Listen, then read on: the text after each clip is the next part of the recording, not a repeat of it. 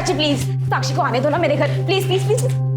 अरे जाना क्यों है, क्या जरूरत है? जरूरी है अम्मा, बहुत कठिन सब्जेक्ट है, साथ पढ़ेंगे तो आसान होगा। हाँ। अम्मा प्लीज जाने दो ना अम्मा। अम्मा please please please please Meera. अरे तुमको पता है ना शाम के बाद वो जगह कितना सुनसान हो जाता है, अकेली कैसे आएगी? अरे चाची अंधेरा होने से पहले ना मैं इसे खुद छोड़ जाऊंगी, ठीक है? Bye bye. बाय अम्मा। अरे अरे सुनो तो।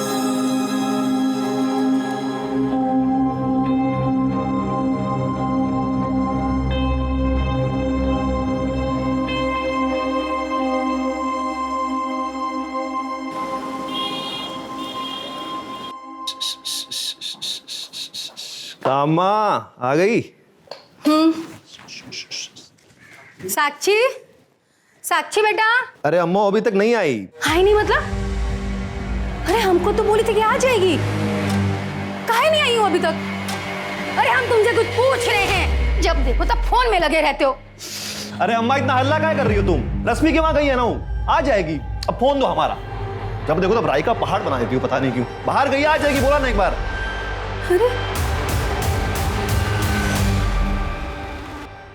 रैली की सफलता का श्रेय आप सभी कार्यकर्ताओं को जाता है। सिर्फ आप लोगों की वजह से ही रैली सफल हो पाई है। आप सब लोगों को हम दिल से धन्यवाद करना चाहते हैं।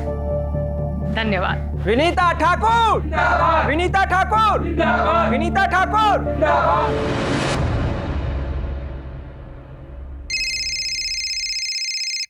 आशा, अच्छा हुआ तुम्हारा फोन आया, हम तुम्हें ही फोन कर रहे थे।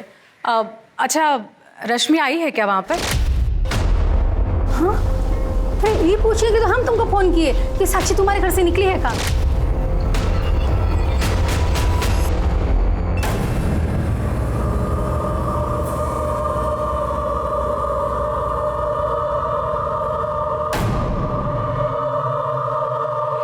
नमस्कार, आदाब। क्राइम पेट्रोल सतर्क के आज के एपिसोड में मैं अनूप सोनी आप सबका स्वागत करता हूं।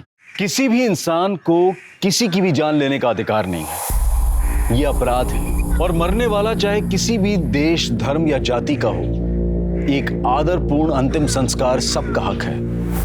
और शायद ऐसा लगता है कि लोगों ने अपने विवेक, अपनी अंतरात्मा की आवाज को सुनना बंद कर दिया है। और शायद इसीलिए ऐसे केसेस देखकर यह लगता है कि अब इंसान के ईमान और उसकी जान की कीमत कुछ भी नहीं रही। इस कत्ल का मकसद क्या है?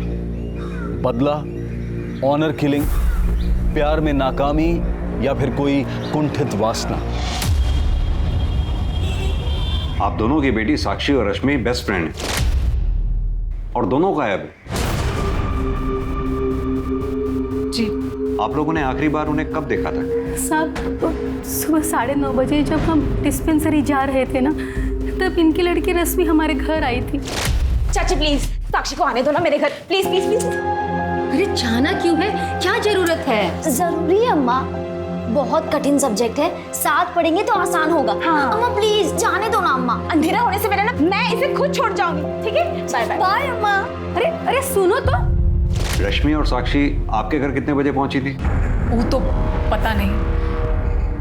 हम हमारी पार्टी की अध्यक्षा है और आज पार्टी की रैली थी, हम पूरा दिन उसी में बिजी थे। शाम को जब 6:30 बजे घर आए तो पता चला दोनों में से कोई भी लड़की नहीं थी। आशा से जब फोन पर बात हुई तो पता चला कि दोनों लड़कियां गायब हैं। हमने उनका फोन भी ट्राई किया पर उनका फोन बंद आ रहा है। हमने बहुत जगह ढूंढा उन दोनों को, पर हमको कहीं नहीं मिली।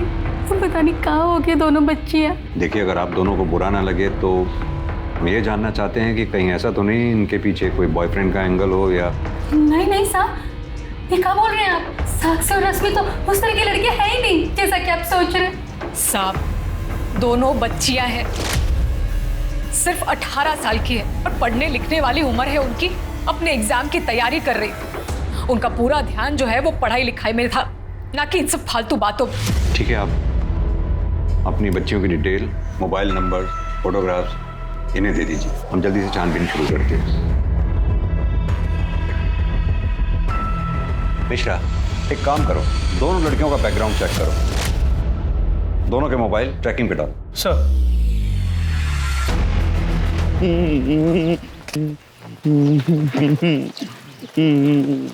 अरे चाचा, मेरी ना शादी है, आप भी आना। इधर आ। मैं ना तुम दोनों के पास ही आने वाला था। मैं ये टॉफी देना थी तुमको, ये लो। मेरी ना शादी है, आना। अबे ऐसी कौन सी लड़की है रे जो तेरे से भोंदू से शादी करेगी यार? भोंदू मत बोलो। हाँ तो वापस टॉफी, तुम भी तो मत आना शादी में, मैं नहीं बुलाऊंगा तुमको। नीरज, क्या हुआ? बारिश में क्यों खड़ा है? ये दोनों मुझे भोंदू बोल रहे थे। हाँ, मेरी ना शादी होने वाली है आज परी से। अरे वाह, सच्ची में तेरी शादी है? हाँ, एक बहुत सुंदर परी है और अम्मा तो उस परी को शादी के लिए तैयार भी कर रही है। आप आना, हम अम्मा से बोल के आपके लिए साड़ी लेंगे। हाँ चल अभी घर चल, बारिश बढ़ जाएगी। आजा।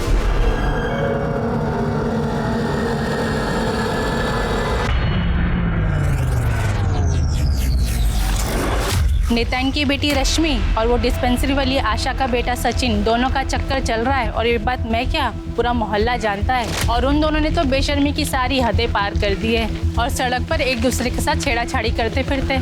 साक्षी के साथ किसका चक्कर है वो तो नहीं मालूम, पर घंटों किसी के साथ फोन में बातें करती रहती सर। अब उस दिन तो आइसक्रीम भी खा रही थी किसी के साथ, और एक दिन शर्मा के लाल गुलाब लेके आ गई। अब बताइए इसका क्या मतलब हुआ?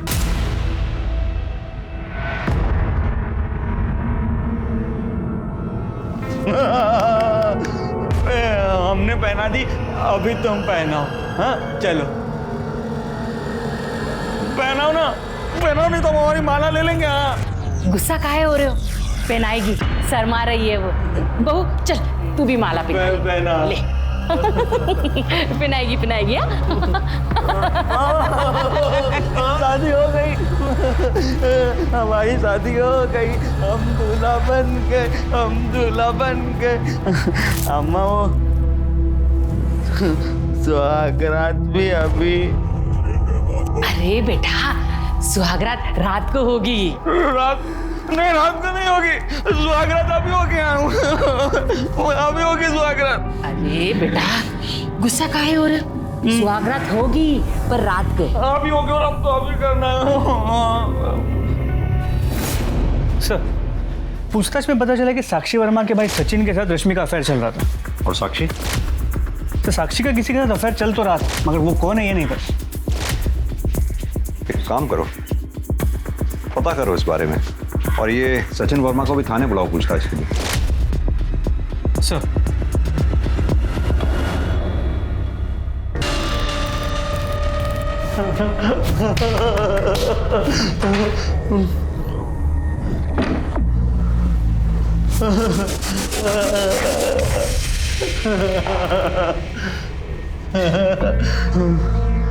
तुमको पता है सुहागरात में क्या होता है? मुझको पता है। हाँ मैं बताऊं? पहले ना मैं तुम्हारा घूंघट उठाऊंगा।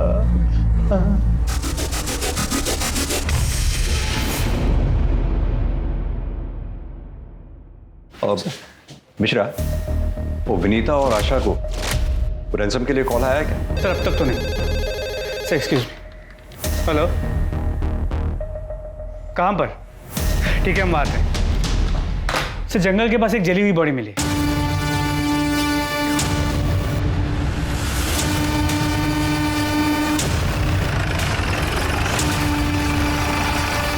पीछे हो जाओ।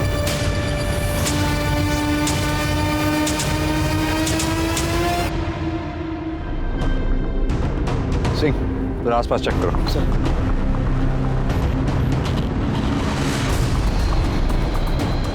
सर बॉडी जितनी जली हुई है पहचान पाना बहुत मुश्किल है। सिर्फ पैरों का एक छोटा सा हिस्सा बचा है, वो भी शायद इसलिए क्योंकि पैरों तक पहुंचने से पहले आग बुझ गई होगी। जाहिर सी बात है कि कातिल नहीं चाहता था कि लाश को कोई पहचाने।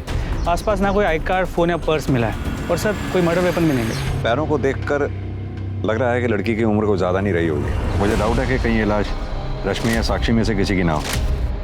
एक काम करो, दोनों माओं को बुलाओ लाश को आइडेंटिफाई करने के लिए। सर देखिए बॉडी बुरी तरह जल चुकी है, पहचान पाना मुश्किल है।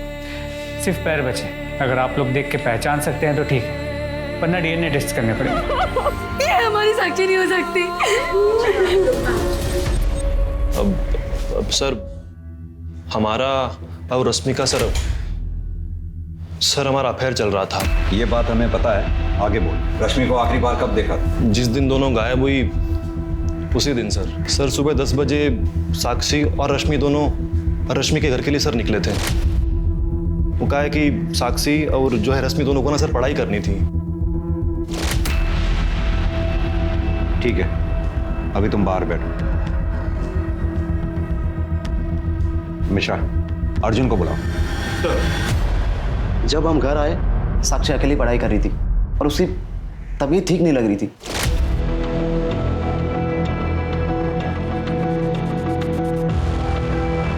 सर हमने उसी टाइम सचिन को फोन किया, लेकिन उस टाइम फोन नॉट रीचेबल दिखा रहा था। फिर हमें प्रकाश याद आया तो हमने साक्षी का फोन लिया और उसके फोन से उसके बॉयफ्रेंड प्रकाश को कॉल किया।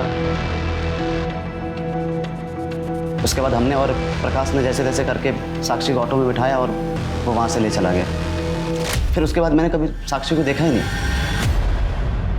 सर हमें उस दिन अर्जुन का फोन क्यों नहीं लगा ये तो हम नहीं जानते हैं। प्रकाश को तुम पहले से जानते थे? नहीं सर। ठीक है, तुम जा सकते हो।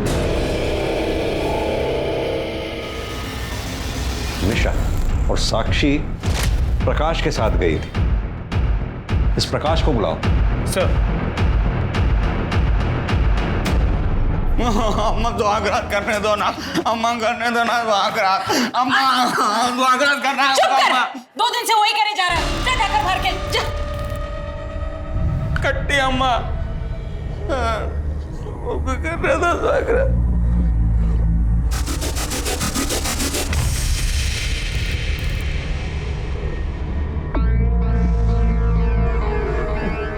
हमको सुहागरात करना ही अम्मा।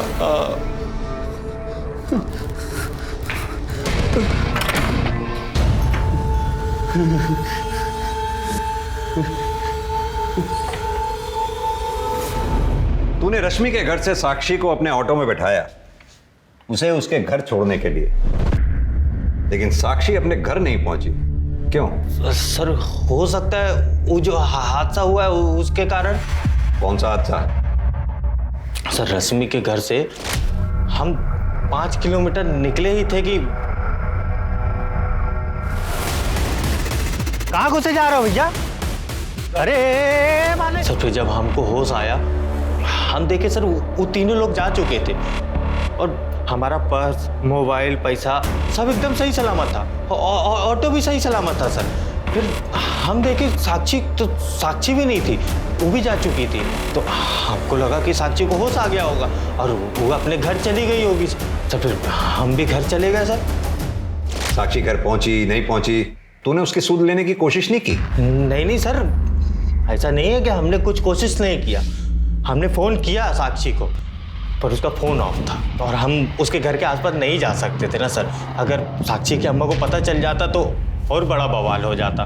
तो सर हम ऑटो चलाते हैं इसलिए सर। पर ऐसा नहीं है कि हम कुछ किए नहीं, हम उसको SMS किए पर कोई वहां से जवाब नहीं आया। साक्षी फोन नहीं की। तूने बताया कि उन्होंने तेरे ऊपर रॉड से हमला किया, लेकिन मुझे तो कहीं चोट के निशान नजर नहीं आ रहा। सर ऐसा नहीं है कि बहुत बड़ा घाव हुआ था, थोड़ा सूजन आया था पर अभी ठीक है सर। थोड़ा हल्का दर्द होता है बस। चल तेरी बात पर अगर मैं भरोसा कर भी लूं तो कुछ तो तूने नोटिस किया होगा। वो कैसे लोग थे, किस तरह के कपड़े पहने थे, बाइक का कलर क्या था, नंबर प्लेट, कुछ तो नोटिस किया होगा। या तेरी ये याददाश्त भी चली गई उसके साथ? सर कुछ याद नहीं आ रहा है सर। याद दिलाऊं?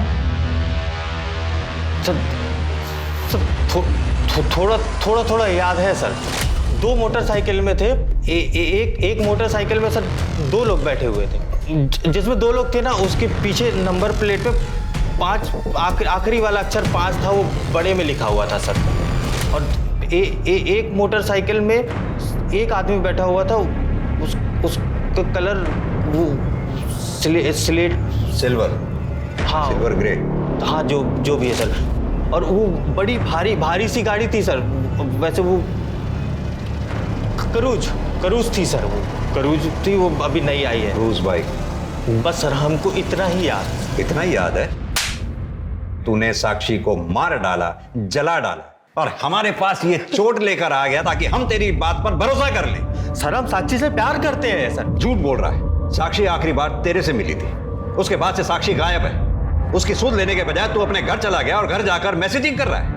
सर ऐसा कुछ भी नहीं हुआ सर। ठीक, लेके जाओ उसे अंदर। सर हम साक्षी से बहुत प्यार करते हैं सर हम सच बोल रहे हैं सर, हम कुछ नहीं किया सर। मिश्रा, वो तीनों नकाबपोश, सिल्वर ग्रे कलर की बाइक और वो नंबर प्लेट जिसका आखिरी अक्षर 5 है, ब्रॉड लिखा हुआ है, तीनों के बारे में पता करो और इसके call records, mobile location record सब निकलवाओ।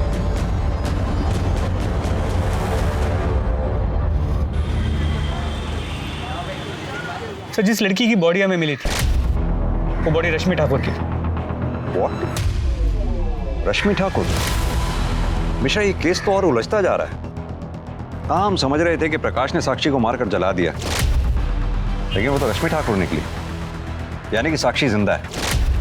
हमें जल्द से जल्द साक्षी तक पहुंचना होगा, इससे पहले कि उसके साथ कोई अनहोनी हो जाए।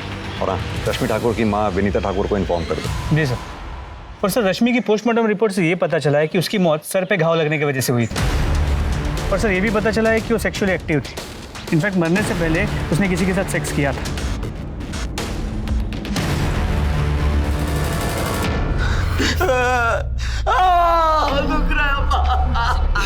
परी बिल्कुल अच्छी नहीं है, देख कितने जोर से काटा है। हम ना उसे अपने घर नहीं रहने देंगे, कहीं भगा देंगे। वो परी कहीं नहीं जाएगी। अगर परी कहीं चली गई तो हम सुहागरात किसके साथ करेंगे? नहीं, परी नहीं जाएगी। नहीं बेटा, ऐसे जिद नहीं करते बेटा। देख कितने जोर से काटा है तुझे। अगर उसने फिर से काटा तो तू क्या करेगा? फिर से रोएगा तू? हाँ बोल ना, फिर से रोएगा? हाँ हम ना हम उसको टॉफी लाके देंगे। हाँ, और फिर टॉफी खाएगी तो वो नहीं काटेगी हमको, है ना? हम हमको पैसे दो, हमको पैसे अरे दो। नहीं बेटा, जिद नहीं करते। हमको टॉफी लाना, हमको टॉफी लाना, पैसे दो आप, पैसे दो। हम भोरी के लिए टॉफी लाएंगे, फिर वो नहीं काटेगी हमको। देखना।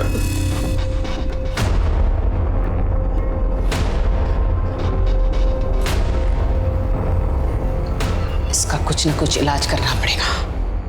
अब सीधी तरह से बता कि तूने रश्मि को क्यों मारा? क्योंकि रश्मि की पोस्टमार्टम रिपोर्ट के मुताबिक कि मौत से पहले उसके साथ सेक्स हुआ था। सर बलात्कार किया था उसका, रेप किया था उसका। सर, हम दोनों का अफेयर चल रहा था, ठीक है? तो सर हमारे बीच में सेक्स होता था। सर, हम कसम खा के बोल रहे हैं सर, हमने उसे कभी फोर्स नहीं किया सर, कभी जबरदस्ती नहीं की सर। उस दिन भी सर हम लोग घर ही में सेक्स किए थे और फिर मैं वहां से निकल गया था सर। कहाँ के लिए निकला? वहां से सर याद आया? मेघा से मिलने गए थे सर। कौन मेघा? सर, पास ही के गांव में रहती है, हमारी एक और गर्लफ्रेंड है हमारी। ओ,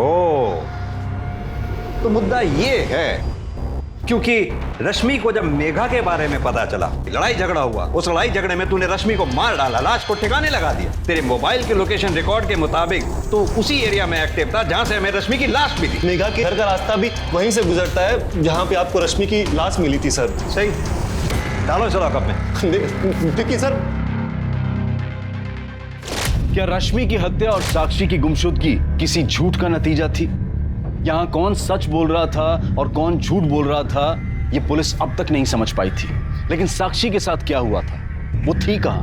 प्रकाश जिसने साक्षी को आखिरी बार जिंदा देखा था, उसकी कहानी भी वैसे विश्वास करने लायक नहीं थी। इस सच को जानने के लिए पुलिस ने प्रकाश के बयान के हिसाब से उन बाइक वाले हमलावरों को खोजना शुरू किया।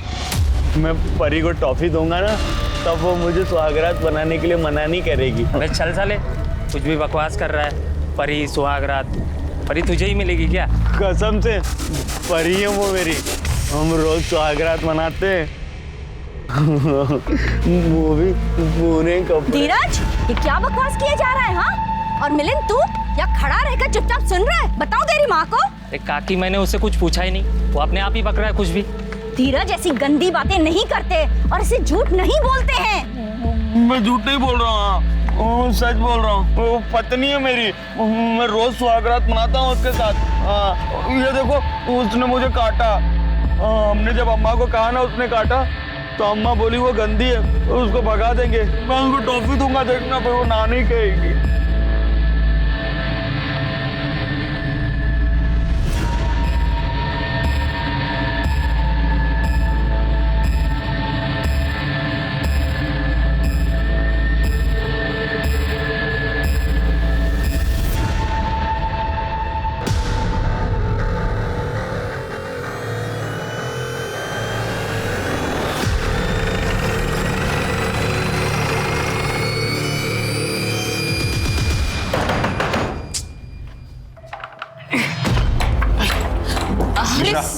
पूरा घर अच्छी तरह से सर्च करो। क्या करें आप? साहब क्या हुआ?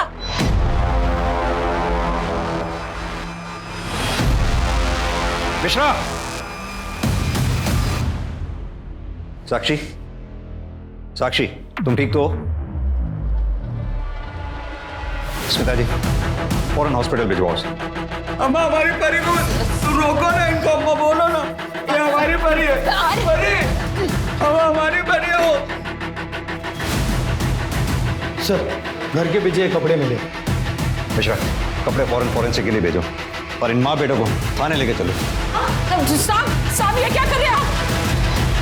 साहब हमारी बात का विश्वास करो, वो लड़की खुद हमारे घर पे भूखी प्यासी आई थी। हमने उसे रहने के लिए घर दिया, खाना दिया, लेकिन उसकी नजर ना हमरे धीरज पर थी। हम उसे घर से बाहर निकालने ही वाले थे। क्या बोल रही हो अम्मा? कुछ भी झूठ बोल रही हो। अम्मा झूठ बोल रही है, जो भूल गई है हमको ना। हमारी परी जो है वो रास्ते पर मिली थी। अम्मा तो चुप कर। चुप, आवाज नहीं। अरे तुम क्यों डर गए धीरज? अम्मा को डांटा, तुम्हें थोड़ी डांटा है। बात सुनो, धीरज बहुत अच्छा बच्चा है। कहाँ मिली थी बेटा परी तुम्हें? परी से मिलना है ना? हाँ, परी ना हमको वो वहाँ रास्ते पर मिली थी, जहाँ हम खेलने जाते हैं ना, वहाँ पर। चल मेरी गाड़ी, टिक टिक टिक, चल मेरी गाड़ी। 1 मिनट गाड़ी, तुम इधर रुको। हाँ लगा।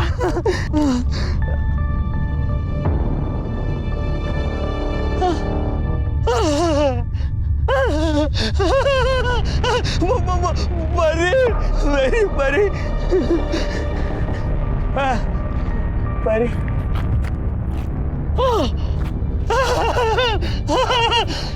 ये तुम तो बिल्कुल मेरे सपनों की परी जैसी हो। मुझे पता है तुम मेरे लिए आई हो। मैं तुमसे शादी करूंगा, चलो ना। अम्मा, हम परी को लेकर आ रहे हैं। माफ कर दो साहब, गलती हो गई साहब, गलती हो गई साहब। हमारा बेटा बहुत भोला है, जिद पकड़ कर बैठा था कि उसी के साथ शादी करेगा, तो फिर उसे उठा कर लाया, तो हमने छोटी मोटी इसकी शादी करवा दी। वैसे भी इसे कहाँ कुछ पता चलता है। फिर एक दिन ये खुद उससे परेशान हो जाएगा तो कहीं छोड़ देंगे उसे। खिलौना नहीं है, बेटे की चिंता है। उस मासूम लड़की के बारे में कुछ नहीं सोचा, कुछ तरस नहीं आया उसके ऊपर। सारी जिंदगी अंदर सड़ोगे। केस लगेगा तुम्हारे ऊपर, लड़की के बलात्कार का, किडनैपिंग का, झूठी शादी में कानून तोड़ने का आरोप लगेगा तुम्हारे पास। नहीं साहब। स्मिता जी, लेके जाओ इसे। नहीं साहब, नहीं साहब, ये सब मैंने अपने बेटे के लिए किया। मेरे बेटे की वजह से किया, कुछ नहीं। अम्मा को कहाँ लेके जा रहे थे? अम्मा कहाँ गए? एक बात बताओ, तुम्हें परी से मिलना है ना? परी बहुत सुंदर है वो। आपको पता है कहाँ है वो? हाँ, कहाँ है? जहाँ से तुम उसे लेके आए थे ना, वो वहाँ चली गई। हाँ, हमको पता था ऐसा ही कुछ होगा। लेकिन तुम्हें पता है ना तुम कहाँ से लाए थे उसे? वहाँ से लाए। हाँ, वो पता है ना, वो परी वहाँ पे, वो रास्ते पे हम खेलने जाते हैं ना, खेत के उधर, वहाँ पर। अच्छा, हमें उस जगह पे लेके चलोगे? हाँ, हम परी को मना लेंगे तुम्हारे पास वापस आने के लिए।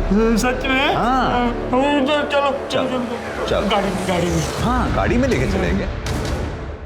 सर, मेरी डॉक्टर से बात हुई, उसने बताया कि साक्षी की बॉडी में भारी मात्रा में अफीम मिली, जो उसे रोज थोड़ी थोड़ी करके दी गई थी, ताकि वो उनके चंगुल से भाग ना सके। सर, लगता तो ऐसा ही। और डॉक्टर ने यह भी बताया कि साक्षी के सर पे रॉड जैसी किसी चीज से वार किया गया, और पिछले कुछ दिनों से उसके साथ कई बार रेप हुआ था, जबरदस्ती की गई थी। उसका रेपिस्ट कोई और नहीं, वो बेवकूफ धीरज ही है।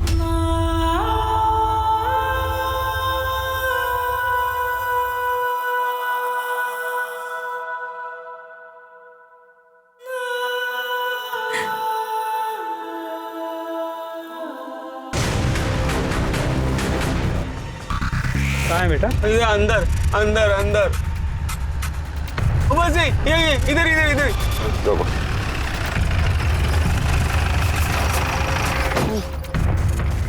वो मुझे कहाँ मिली थी बेटा? वो मुझे ना वहाँ ये इधर इधर इधर नहीं, इधर नहीं। वहां मिली थी परी मुझे। परी, ये तो खून के धब्बे हैं मिश्रा।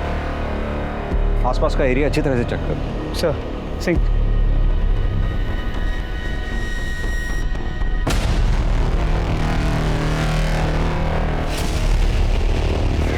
परी मिली मेरी परी। मिल जाएगी बेटा, मिल जाएगी। सर ये रॉड मिला, देखिए खून के धब्बे भी हैं। यानी कि इसी रॉड से साक्षी पे वार किया गया। रॉड को फॉरेंसिक के लिए भेजो। इसमें मिलने वाले फिंगरप्रिंट्स धीरज और प्रकाश के फिंगरप्रिंट से मैच करा के देखो। हो सकता है इन दोनों में से ही किसी एक का काम हो। और साथ ही ये भी पता करना होगा कि उस दिन रश्मि के घर में क्या हुआ था, या फिर उस दिन ऑटो में क्या हुआ था, जो अभी तक हमें नहीं पता।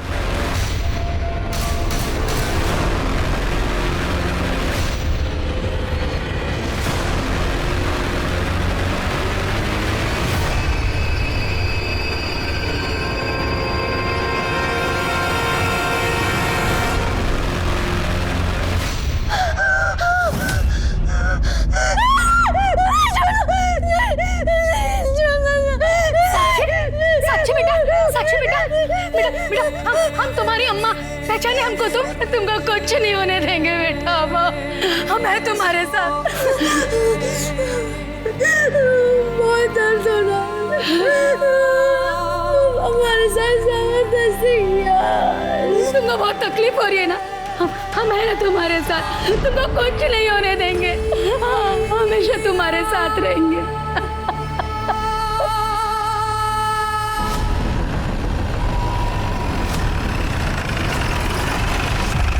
साक्षी, तुम्हें कुछ याद है तुम्हारे साथ ये सब किसने किया था? कौन था वो? याद करने की कोशिश करो, तुम्हारे साथ ये सब किसने किया था? कौन थे वो दरिंदे? नहीं। थोड़ा दिमाग पे जोर डालो।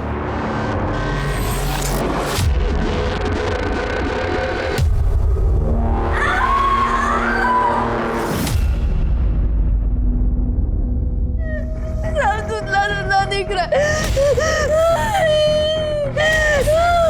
सर आप इन पर प्लीज प्रेशर मत डालिए, वरना इनकी तबीयत और ज्यादा खराब हो सकती है। मिश्रा, साक्षी के कपड़ों और मेटल रॉड से जरूर हमारे हाथ कुछ ना कुछ लगेगा। फॉरेंसिक वालों से कहो जल्द से जल्द रिपोर्ट भेजें। और हाँ, पता करो वो दो बाइक्स किसकी हैं। सर। हाँ तो अक्षय, ये बताओ तुम्हारी silver grey colour cruise bike crime scene पे देखी गई है, कैसे? सर उस दिन हम पूरा दिन विनीता मैडम से रैली में ही थे और फिर शाम में हम उनके साथ घर आए थे। एक बात बता, तेरी बाइक खुद ब खुद चलती है क्या? नहीं नहीं साहब, वो मेरी बाइक तो सर्विस के लिए गई हुई थी ना। उसी दिन सुबह ये सर्विस सेंटर से आई थी, तो हम उसको चला के देखे तो कुछ खराबी कर रही थी वो बाइक।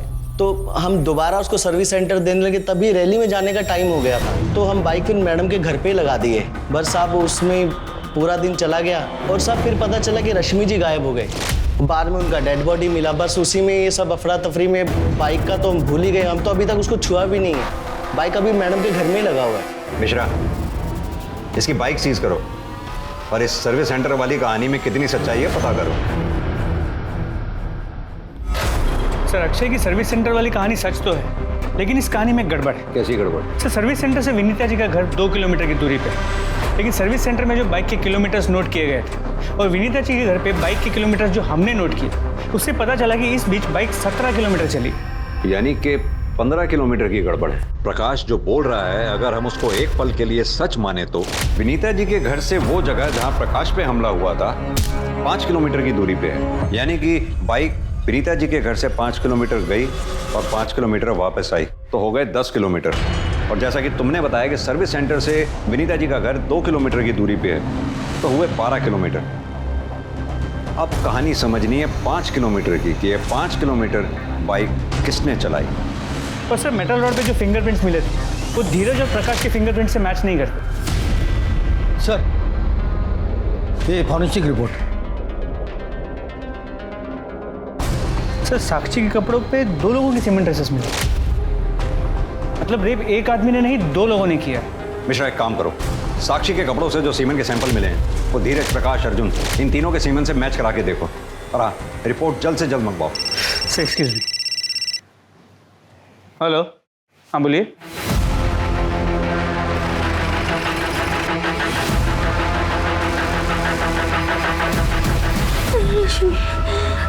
सर देखिए ना, क्या हुआ हमारी साक्षी को? पता नहीं, बेहोशी की हालत में भी बड़बड़ा रही है एक ही बात। रश्मि बचाओ, रश्मि नहीं, रश्मि बचाओ,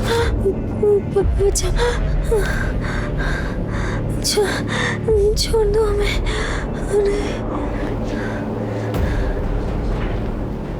क्या मतलब हो सकता है इस बात का? रश्मि बचा लो मुझे। मिश्रा, कहीं ऐसा तो नहीं साक्षी के साथ जब ये सब हो रहा था तो रश्मि वहीं पे थी? साक्षी के बेहोशी में बुदबुदाए शब्द, अक्षय की मोटरसाइकिल की 15 किलोमीटर की गुत्थी और प्रकाश का साक्षी को रश्मि के घर से बेहोशी की हालत में ले जाना। पुलिस ने प्रकाश के बयान को क्रॉस चेक करते हुए 4 ऐसी बाइक्स ढूंढ निकाली जिनके नंबर की आखिरी संख्या 5 थी और जो उस दिन उस वक्त क्राइम सीन से गुजरी थी। 4 में से 3 बाइक्स मिडिल एज्ड व्यक्तियों के नाम पर थी जिनके निर्दोष होने के गवाह और सबूत पक्के थे, लेकिन चौथी बाइक तुषार यादव नाम के एक लड़के की थी। पुलिस ने तुषार यादव के इस केस से जुड़े हर सस्पेक्ट अर्जुन, सचिन और प्रकाश से कनेक्शन ढूंढने की मुहिम तेज कर दी, लेकिन साक्षी के कपड़ों पर मिले सीमेन सैंपल की डीएनए रिपोर्ट ने उनकी उम्मीदों पर पानी फेर दिया। कपड़ों पर मिला सीमेन अर्जुन, प्रकाश और धीरज में से किसी का नहीं था, तो फिर वो 2 लोग कौन थे?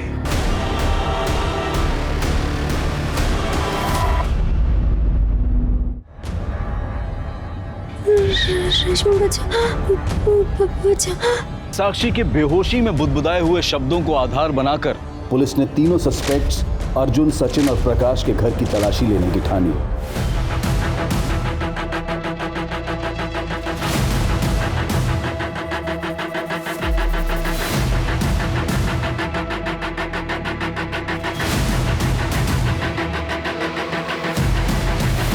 सर, 1 मिनट यहाँ आइए।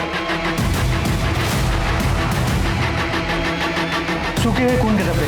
मिश्रा, फॉरेंसिक वालों को फोन करो। सर।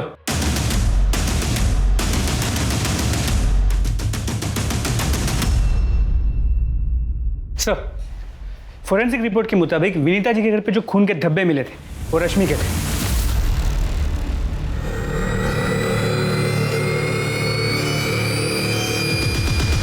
तुम लोगों के fingerprints, call records, mobile location records, blood samples, Sakshi के कपड़ों पे मिले सीमेन सैंपल, यहां तक कि वो रॉड जैसे साक्षी के सर पे वार किया गया था, सब सबूत हैं हमारे पास तुम लोगों को लंबा अंदर करने के लिए।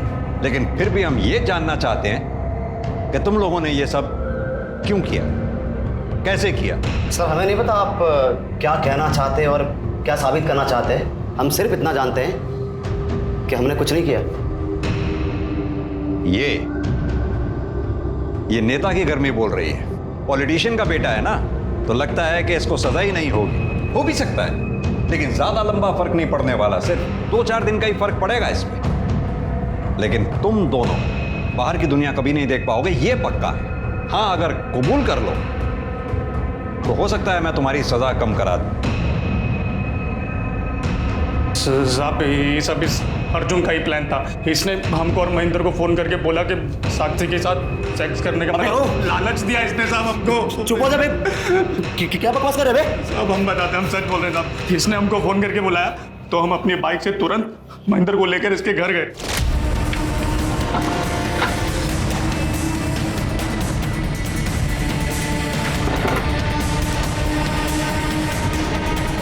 उसके बाद हमने प्रकाश को फोन किया और बोला कि उसकी तबीयत ठीक नहीं है और बोला कि उसको घर छोड़ दे। तो प्रकाश आया और उसे ले गया।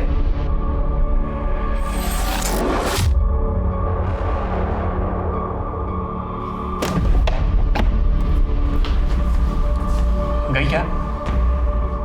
भाई मजा आ गया, लेकिन बहुत आया था यार सच में।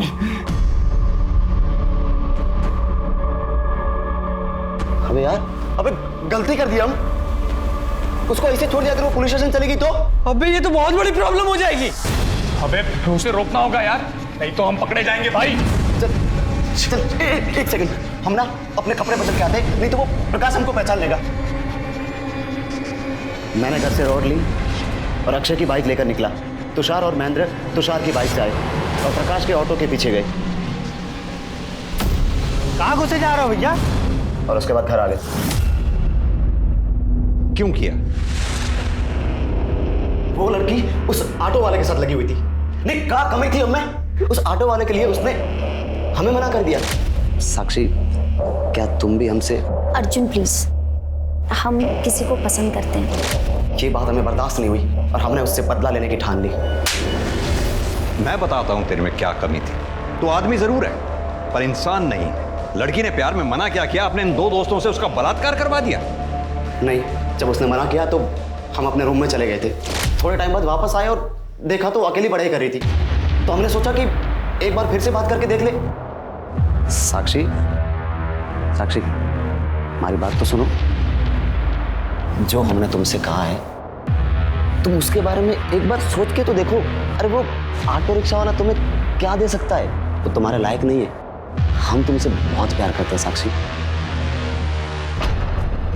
वो ऑटो वाला ना तुमसे लाख गुना अच्छा। वो तुम्हारी तरह लड़कियों को प्यार में फंसा के उनके साथ टाइम पास नहीं करता, समझे? और अगली बार अगर हमें छुआ ना तो हम प्रकाश से कह देंगे और वो तुम्हें मतलब तुम हमको धमकी भी दे रही हो तो उस ऑटो रिक्शा वाले की? हाँ, है वो ऑटो वाला। खुद की मेहनत से खुद का पेट पालता है। तुम्हारी तरह नहीं अपने माँ के पैसों पे अय्याशी कर रहा है। एक पैसा कमाने की औकात नहीं है।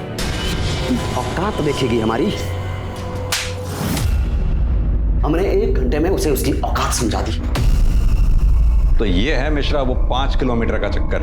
उन 15 में से बचे 5 किलोमीटर इसने अपनी बहन की लाश को ठिकाने लगाने में खर्च की। दरअसल हम साक्षी को मारना चाहते थे, जो बच गई। और रश्मि तो गलती से मर गई। खुद की बहन को मार डाला। उसकी सहेली साक्षी का इन 2 भेड़ियों से बलात्कार करवा दिया। मिश्रा, इन पे ऐसी दफाएं लगाना कि बाहर की रोशनी देखना इनके नसीब में ही ना हो। 22 साल का अर्जुन, जिसने अपनी बहन की सहेली का गैंगरेप करवाया और जो अपनी ही बहन की हत्या का जिम्मेदार भी था। आखिर ये ख्याल आता कहां से है कि अगर कोई आपसे सहमत नहीं है तो उसकी हस्ती मिटा दी जाए? हमें इन कारणों की जड़ में जाना होगा, क्योंकि जवान बच्चों का ऐसे अपराधों की कल्पना करना भी हमारे बेहतर समाज और बेहतर देश के उद्देश्य को नाकाम कर सकता है। देखते हैं हमारे आज के एपिसोड की दूसरी कहानी। Sir, if you allow me, एक सवाल पूछ सकता हूँ? पूछो। सर, आप मुझे ज़्यादातर पुराने केस ही क्यों देते हैं? तुम्हारी काबिलियत आदिल, और तुम गड़े मुर्दे उखाड़ने में माहिर हो। केस फाइल कहती है कि मिसिंग केस है। ये बच्चा पुनीत MDM स्कूल का स्टूडेंट था। 7 मार्च 2019 से स्कूल से मिसिंग है। 7 मार्च मतलब सर 4 महीने पुराना केस है। सिर्फ 4 महीने पुराना आदिल। इस बच्चे की फैमिली के स्ट्रॉन्ग पॉलिटिकल कनेक्शन है, ऊपर से प्रेशर बहुत आ रहा है। ठीक है सर, मैं केस स्टडी करता हूँ और आपको अपडेट करता हूँ। जैन सर। मनीष सर, गड़े मुर्दे उखाड़ने एक बार फिर से। सर, एक बात बोलूं, इस केस को आप मेरे ऊपर छोड़ दीजिए। अगर ज़रूरत पड़ेगी तो आपसे सलाह मशवरा करता रहूँगा। ठीक है, मुझे अपडेट करते रहना सर।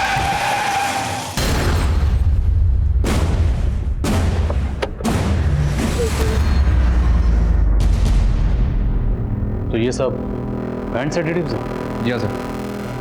रास्ते भारत में तस्करी होती है इनकी। सर, एक 14-15 साल की बच्ची के पास ये सब मिलना बहुत हैरानी की बात है। पर जिस तरह से एक छोटी सी बच्ची ड्राइव ऑफर कर रही थी, हो सकता है उसने ये सब किसी ऐसे क्रिमिनल से सीखा हो जो इन दवाइयों की तस्करी करते हैं। मतलब मैटर सीरियस है। बच्ची के कपड़ों पर जो खून लगा था, बताया कुछ? नहीं सर, फिलहाल तो उसने कुछ नहीं बताया। उसको भेजा है पर वहाँ भी किसी के कंट्रोल में नहीं आ रही है।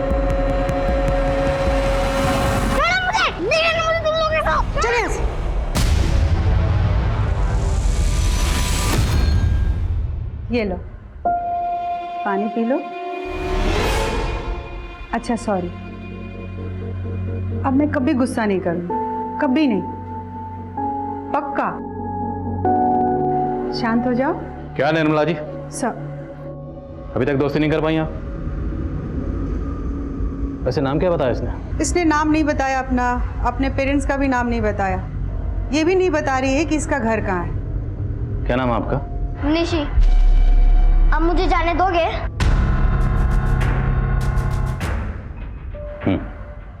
जरूर जाने देंगे। कहाँ जाना है आपको? बताओ, घर कहाँ है आपका?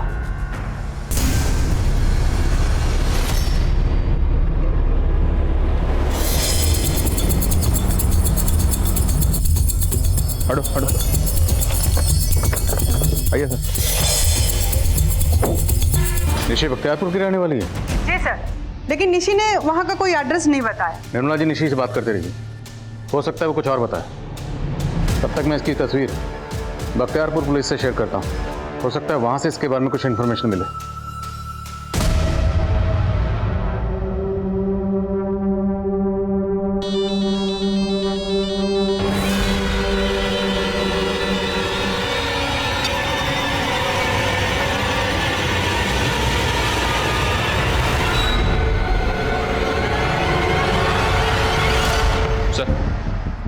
दिल्ली हाईवे पे जिस बच्चे की हमें लाश मिली थी, ये उसकी पोस्टमार्टम रिपोर्ट है। सर, रिपोर्ट में चौंकाने वाली बात यह है कि उस बच्चे के ब्लड में हमें वैसे ही सेडेटिव के ट्रेसेस मिले हैं जो हमें निशी के बैग में मिले थे। तो मतलब निशी का इस बच्चे से कोई ना कोई ताल्लुक जरूर है, या फिर इसके कत्ल से। बच्चे की मौत कब हुई? सर, रिपोर्ट के हिसाब से बॉडी मिलने के 1-2 दिन पहले। मतलब 5 दिन पहले, और निशी भी हमें 5 दिन पहले ही मिली थी। जी हाँ सर, लेकिन सर फिलहाल ये पता नहीं चल रहा है कि ये बच्चा है कौन। इसके बारे में कहीं कोई मिसिंग कंप्लेंट नहीं है। और सर, चौंकाने वाली बात यह है कि इस बच्चे को पिछले कई समय से सेडेटिव्स दिए जा रहे थे। इसकी बॉडी पे कई सारे सिरिंज के मार्क्स भी हैं। और सर, ये सेडेटिव्स इतने खतरनाक हैं कि किसी भी आदमी को कम से कम 6-7 घंटों के लिए बेसुध कर सकते हैं। लेकिन सवाल यह है कि इतने छोटे बच्चे को ये सब सेडेटिव्स कौन दे रहा था और क्यों? एक काम करो, इस बच्चे का एक ऐसा स्केच तैयार करो जिसमें बच्चा बिल्कुल नॉर्मल लगे और खुश लगे। निशी से दोबारा मिलना पड़ेगा। Right sir.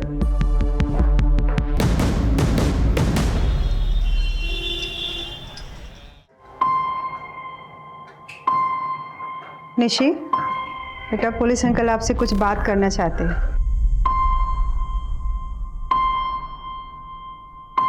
आप तो बहुत अच्छी ड्राइंग बनाती हैं।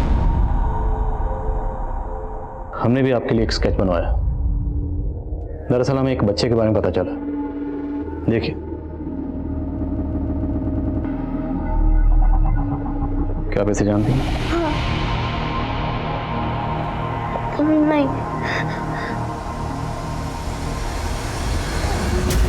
सर, मैंने इस बच्चे की फोटो अपने खबरियों से शेयर की, लेकिन फिलहाल उनसे भी कोई इन्फॉर्मेशन नहीं मिली है कि ये बच्चा किसी बैगर रैकेट से जुड़ा हो।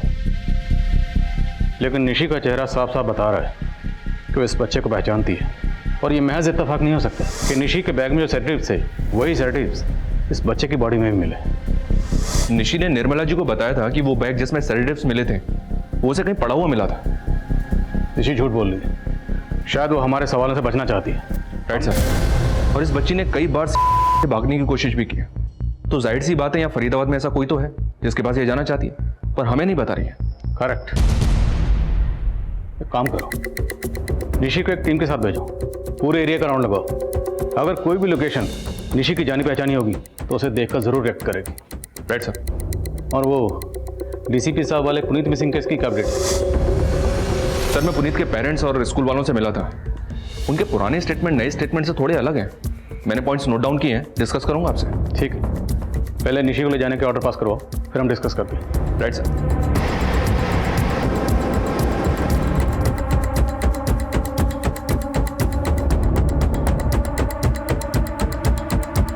निशी के जवाब उसके हाव भाव से विपरीत थे। आखिर ऐसी क्या वजह थी कि निशी किसी भी बात का स्पष्ट जवाब नहीं दे रही थी? लेकिन उसकी अभिव्यक्ति का एक कलात्मक पहलू भी था, और निशी के चित्रों में इसकी झलक देखी जा सकती थी।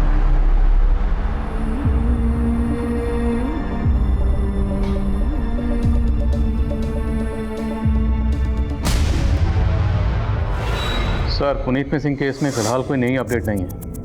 सर, मुझे थोड़ा सा वक्त और दीजिए, मैं जल्दी आपको अपडेट करता हूँ। जी सर, थैंक यू सर। जय हिंद। सर, वो बच्ची निशी से भाग गई। क्या?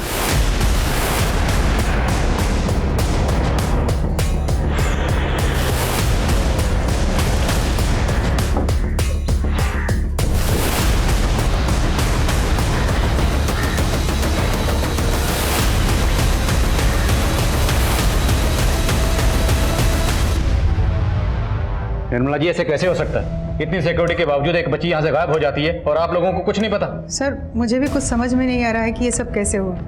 फिर मैंने सीसीटीवी फुटेज चेक किया, आखिरी बार पता चला कि निशी वॉशरूम की तरफ गई थी।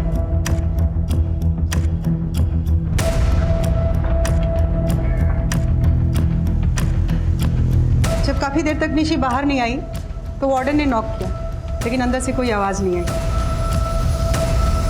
सर, निशी वॉशरूम की खिड़की जंप करके भागी।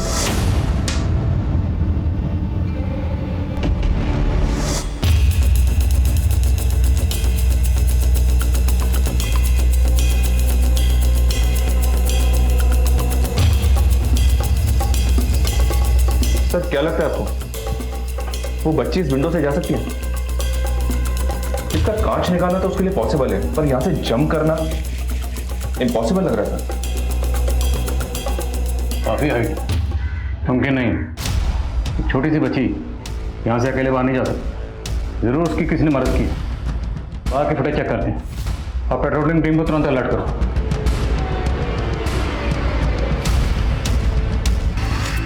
और फिर कुछ देर बाद वो दूसरा आदमी बाहर आया और वो दोनों आदमी उस कार में बैठ के वापस चले गए। हाँ सर, ये विवेक विष्ट नाम का आदमी मुझसे मिलने आया था। आज मैं पहली बार इससे मिली हूँ। क्या काम था इसे? सर, इसने मुझे कल कॉल किया था, बताया बिजनेसमैन है, डोनेशन देना चाहता, इसलिए मैंने आज इसको मिलने के लिए बुलाया था। सर, आज जब ये मुझसे मिलने आया तो मैंने इसे डोनेशन का प्रोसीजर बताया, लेकिन अचानक इसको कोई कॉल आया और ये चला गया। इन दो लोगों का आज यहाँ पर आना और आज ही निशी का भागना, कुछ तो है। निर्मला जी, कॉरिडोर की फुटेज प्लीज। सर, ये लड़की निशी जिस तरह से विवेक को देख रही है, कुछ तो गड़बड़ है। लेकिन फुटेज में साफ दिख रहा है कि इस आदमी ने निशी को भागने में मदद नहीं की। निशी खुद वॉशरूम की खिड़की से कूदकर भागी। फिर भी इन दोनों का यहाँ पर आना और निशी का भागना महज इत्तेफाक है। ये निर्मला जी, इस विवेक को फोन लगाइए। जी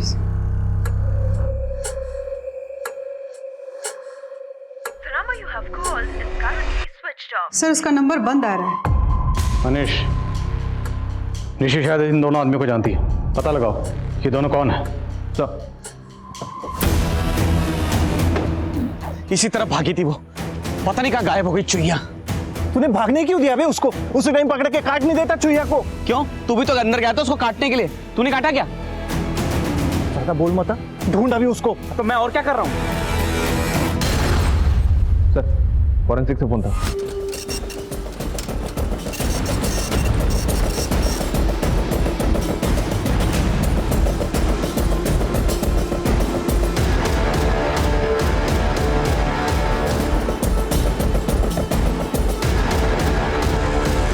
सर, निशी ने हमसे भले ही कई झूठ बोले हो, लेकिन एक बात उसने सच बोली है कि वो बख्तियारपुर की रहने वाली है। बख्तियार पुलिस ने उसके फोटो को आइडेंटिफाई किया है। निशी के पास तो प्रेजेंट में जमीन आसमान का अंतर है सर। महज 12 साल की उम्र में उसने नेशनल चेस चैंपियनशिप जीती थी। बख्तियारपुर का हर एक बंदा उसको जानता है। इतनी काबिल बच्ची, इतनी काबिल बच्ची बुरे हाल में क्यों है? कौन कौन है बख्तियारपुर में इसका? फिलहाल तो कोई नहीं है सर। निशी की मां को भी मार दिया गया। किसने किया? विनय नाम के इस आदमी ने। ये सुधीर का दोस्त था सर। सुधीर को शक था कि विनय का उसकी बीवी प्रियंका से अफेयर चल रहा है और इसी बात को लेकर दोनों में झगड़े होते रहते थे। तुम होते कौन हो हमें सही गलत की सीख देने वाले? महीनों महीनों शक्ल नहीं दिखाते और अब आ गए हंगामा खड़ा करने। अरे नहीं आते ना। घिन आती है हमें तुमसे। तुम हमारे बारे में इतना घटिया सोचते हो। और जिस विनय को लेकर सुधीर को शक था सर, उसी विनय ने निशी की मां को मार दिया। तुम? मैं तुम्हें सच में पसंद करता हूँ प्रियंका, और वैसे वो सुधीर ने तुम्हें आज तक दिया ही क्या है। मैं तुम्हें दुनिया की हर वो खुशी दे सकता हूँ जो तुम चाहती हो। बस मेरे और सुधीर के रिश्ते में जहर घोलने की कोशिश मत करो तुम। तुम्हें पता भी है हा? तुम्हें पटाने के लिए मैंने कितना पैसा खर्चा किया है? इस बात को सुनकर सुधीर ने अपना आपा खो दिया और उसने विनय का कत्ल कर दिया। विनय के कत्ल के बाद सुधीर को जेल हो गई और निशी के मामा मामी निशी को और उसकी छोटी बहन को बख्तियारपुर से यहां फरीदाबाद लेकर आ गए।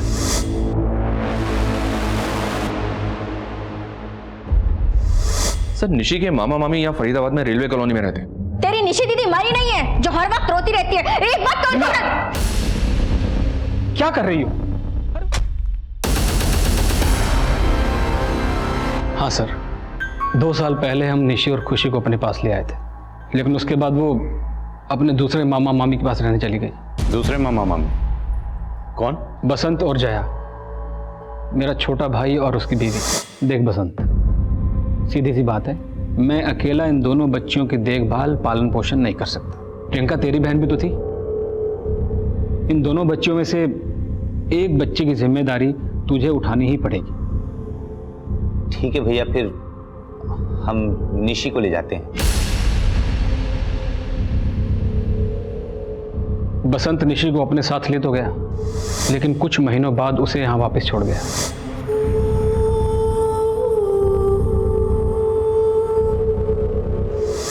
तो आखिरकार निशी आप लोगों के साथ ही रह रही थी। अभी निशी कहाँ है? हमने कहा था ना कि पुलिस में रपट लिखा दो, लेकिन आपने हमारी एक नहीं सुनी। यही तो गलती हो गई। अब और गलती मत करो, जो भी जानते हो साफ साफ बोल दो। साहब, हम कुछ नहीं छुपाएंगे। निशी जब से अपने छोटे मामा के यहाँ से आई थी, बहुत बिगड़ गई थी। वो अपना स्कूल आधे में छोड़कर आई थी, इसलिए साहब हमने उसे यहाँ ट्यूशन लगवा दिया था, लेकिन उसने अपनी ट्यूशन वाली मैडम के पैसे चुरा लिए थे। साहब, बहुत बेइज्जती हुई हमारी। पूरे 51,000 रुपए चुराए आपकी भांजी ने। साहब, हमने तो गुस्से में उसे बाहर खड़ा किया था, लेकिन वो तो भाग ही गई।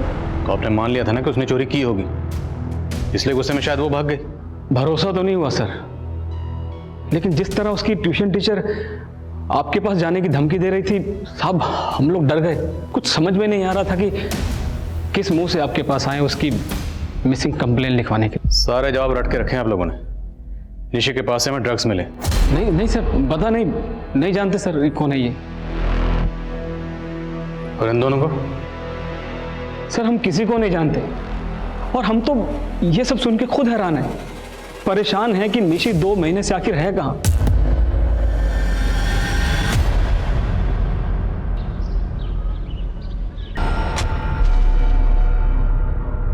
हमें स्वाति गुप्ता से मिलना। हाँ सर, निशी ने हमारे घर से 51,000 रुपये चोरी किए थे। अगर निशी ने चोरी की थी तो आपने पुलिस में रिपोर्ट क्यों नहीं लिखवाई, जबकि उसके मामा मामी को आप रिपोर्ट लिखवाने की धमकी देकर आई थी?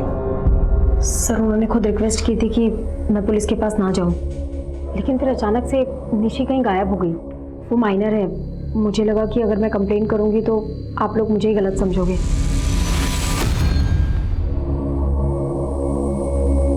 इन्हें जानती हैं? नहीं, मैं इनमें से किसी को नहीं जानती। अरे मैडम, वो ही समझ ना आ रहा कहाँ गायब हो गई वो। तुझे पता है ना, अगर वो पुलिस के हाथ लग गई तो क्या होगा? अरे सब मालूम है मैडम जी, इसलिए तो कह रहा हूँ बोरिया बिस्तर बांधो और गायब हो जाओ। सर, इन दोनों आदमियों की फोटो मैंने अपने खबरों से शेयर की। इन दोनों के बारे में ना तो कोई इन्फॉर्मेशन मिल रही है और ना ही इनका कोई क्रिमिनल रिकॉर्ड। लेकिन ये 2 लोग एक फेक आईडी का नंबर इस्तेमाल करके निर्मला जी से मिलने जाते हैं डोनेशन के सिलसिले में, और जिस दिन ये दोनों वहाँ जाते हैं उसी दिन निशी भी गायब होती है। सर, ऐसा भी तो हो सकता है ये निशी के मामा मामी उस बच्चे को और इन दोनों आदमियों को जानते हो, पर हमसे सच छुपा रहे हैं। निशी के बड़े मामा मामी से तो मिल लिए, छोटे की क्या अपडेट है? छोटे मामा को फ़ोन किया था मैंने, वो मुंबई में ही है। भैया, पुलिस ने फ़ोन किया था मुझे। ये क्या मुसीबत पैदा कर दिया आपने? बसंत, मुसीबत वो तेरी थी जिसे मेरे पल्ले बांधकर तू मुंबई भाग गया। फालतू बकवास मत करिए भैया। अब ये बताइए कि इससे निपटे कैसे? मुझे नहीं पता, तू देख। निशी के फादर सुधीर जी जेल में है, वहाँ कांटेक्ट करो। मुझे लगता है हमें एक बार निशी के बारे में उसके फादर से ही बात करनी चाहिए। Right sir. सर, निशी का पता चल गया, उसका एक्सीडेंट हुआ था। लोकल पुलिस ने उसको सिटी हॉस्पिटल एडमिट किया था, उन्हीं से इन्फॉर्मेशन मिली है। ऑफिसर, उस एक्सीडेंट में बच्ची को ज़्यादा चोटें तो नहीं आई, लेकिन बच्ची बहुत सदमे में थी, जिसकी वजह से बेहोश हो गई। बच्ची को होश कब तक आ जाएगा? बहुत जल्दी। लेकिन एक बात है। कहिए। हम बच्ची को एग्जामिन कर रहे थे, तब हमने नोटिस की, दरअसल बच्ची के प्राइवेट पार्ट्स पर कुछ पुराने घावों के निशान हैं। कुछ इन्फेक्शन भी था जो अभी तक क्योर नहीं हुआ है। आई फील कि बच्ची को काफ़ी समय तक मोलेस्ट किया जा रहा था। मोलेस्ट? यस।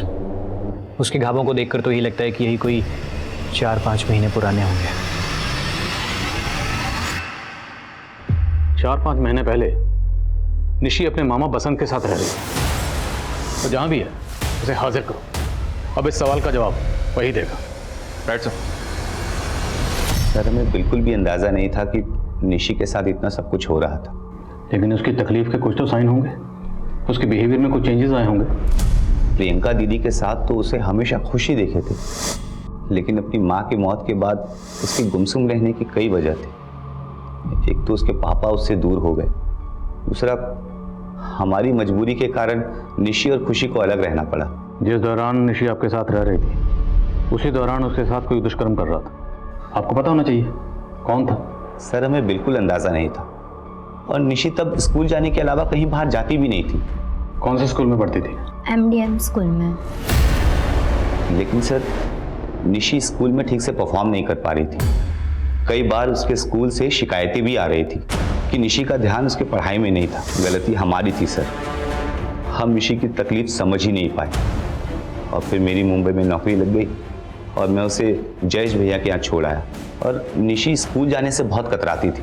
निशी ने स्कूल जाना कब बंद किया था? उसको जयेश भैया के घर छोड़ने से करीब 10-12 दिन पहले। मनीष, निशी MDM स्कूल जाती थी और DCP सर ने हमें जिस पुनीत नाम के बच्चे का केस सौंपा है वो भी MDM स्कूल का स्टूडेंट था, राइट? हेलो पुनीत। हाय निशी। जी हाँ सर, ये वही स्कूल है और पुनीत 7 मार्च से लापता है। 7 मार्च। और निशी ने स्कूल जाना बंद किया 9 या 10 मार्च से।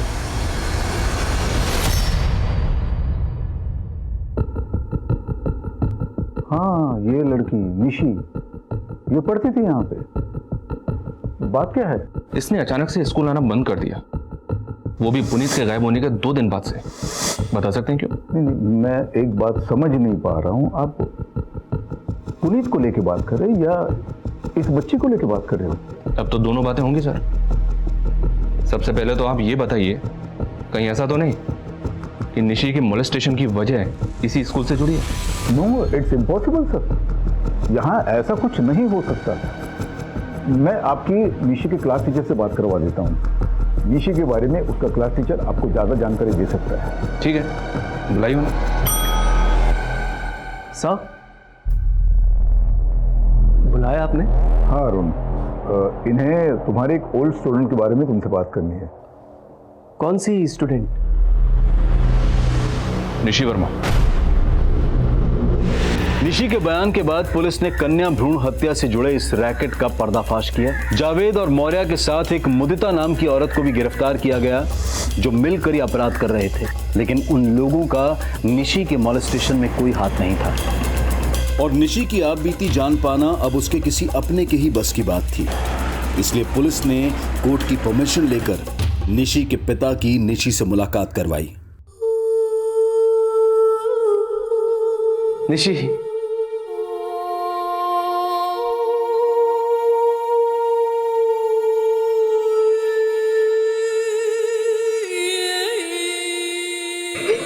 नहीं बेटा, रोती नहीं बेटा, रोती नहीं।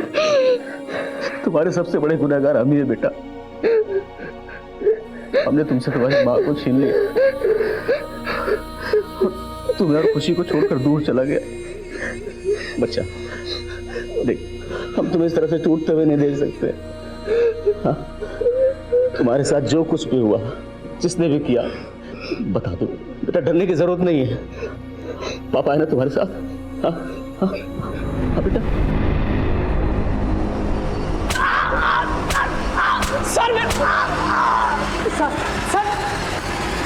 सर, मुझे जानबूझ के इसमें फंसाया जा रहा है, फ्रेम किया जा रहा है मुझे। सच बोल दे, वरना तेरी फोटो फ्रेम करवाकर इसी थाने में टांग दूंगा। सर, वो लड़की झूठ बोल रही है। वो झूठ क्यों बोलेगी? तेरा नाम क्यों लिया उसने? बोल। सर, वो लड़की क्लास में बहुत इनडिसिप्लिन थी। मैं उसे समझाने की कोशिश करता था, बुरा लगता था उसको। शायद इसी बात का बदला निकाल रही है सर मुझसे। फिर डंडा दोबारा चला ना तो शायद 2 मिनट बाद तो कुछ और बोलेगा। सिर्फ उसके कहने से तो मैं दोषी साबित नहीं हो जाता। आप मेरा बैकग्राउंड चेक करवा लीजिए। अगर आपको मेरे खिलाफ कोई भी सबूत मिलता है ना, आप जो सजा देंगे मुझे मंजूर है सर। माना निशी को मोलेस्ट किया जा रहा था, लेकिन निशी हमसे भी लगातार झूठ बोलती आ रही है और अपने क्लास टीचर के बारे में झूठ बोल रही है, सच बोल रही है, इसका पता लगाना वाकई बहुत मुश्किल है। भले निशी के क्लास टीचर के खिलाफ हमारे पास कोई सबूत नहीं है, पर निशी ने एक लंबी चुप्पी के बाद अपने क्लास टीचर का नाम लिया, और अब अगर निशी झूठ बोल रही है तो क्या वजह हो सकती है? मनीष, एक काम करो,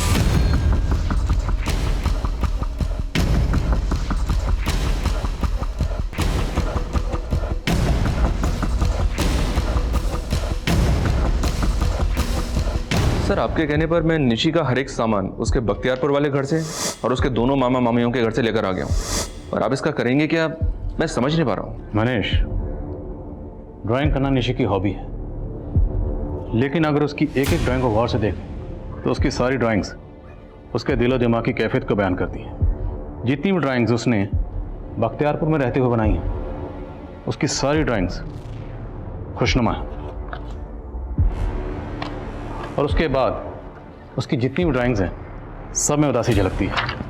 लेकिन सर आप कहना क्या चाहते हैं मैं समझ नहीं पा रहा हूँ। निशी के गुनहगार उसकी इस ड्राइंग में छिपे हुए, और उसके गुनहगार कोई एक नहीं, उसके गुनहगार शायद 5।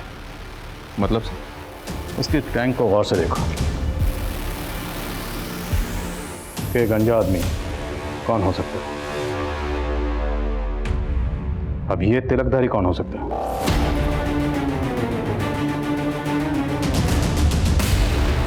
तेरी कोई भी कोशिश कामयाब नहीं होने वाली, समझा? तेरी बीवी सब कुछ उगल चुकी है। अब तो बोल, जितना चुप रहेगा उतना ज्यादा पिटेगा। मुझसे गलती हो गई सर। सर मैंने उस बच्ची का भरोसा तोड़ा है, प्लीज मुझे माफ कर दीजिए सर। बेटा मैं हमेशा नोटिस करता हूँ अकेले बैठ के ड्राइंग बनाती हो। इससे पहले कि वो तेरी काली करतूतों के बारे में अपने मामा मामी को बताती, तुमने अपनी बीवी के साथ मिलकर चोरी का झूठा इल्जाम लगा दी। हाँ, अब ये बोल, तेरे अलावा बाकी 4 कौन थे जिनके बारे में निशी ने तुझे बताया था?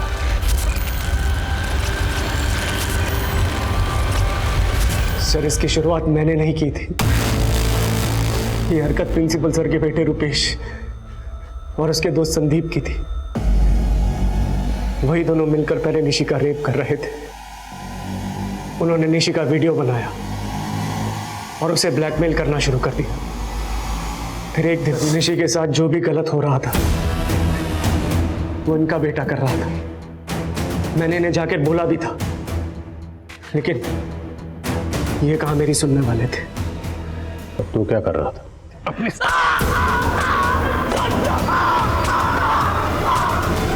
पुनीत के साथ क्या किया?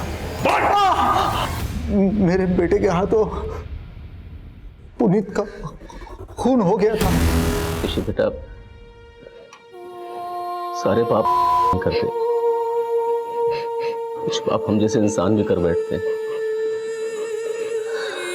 हमने अपनी आत्मग्लानि में तुम्हारी माँ को मार दिया,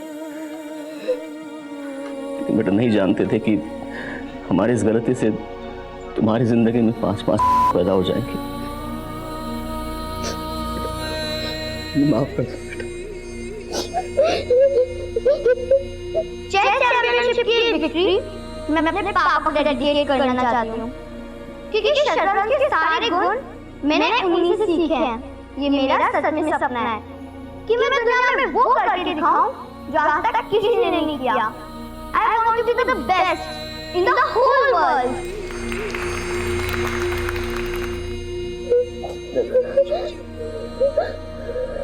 सुधीर जी चलिए। बेटा जाना होगा, बचा लो।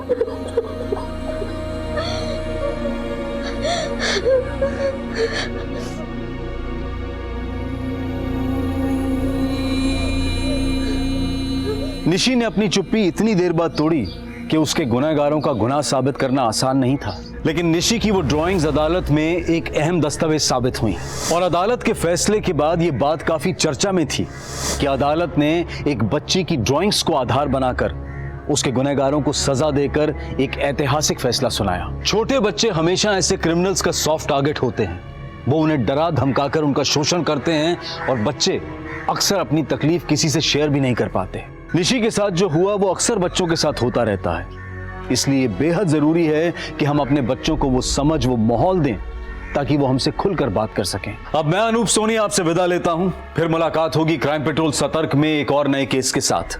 तब तक अपना और अपने परिवार का ख्याल रखें, सतर्क रहें, सुरक्षित रहें और देखते रहें क्राइम पेट्रोल सतर्क। जय हिंद। क्राइम पेट्रोल के और भी दिलचस्प कहानी देखने के लिए हमारे चैनल को सब्सक्राइब करें और बेल आइकॉन दबाना न भूलें।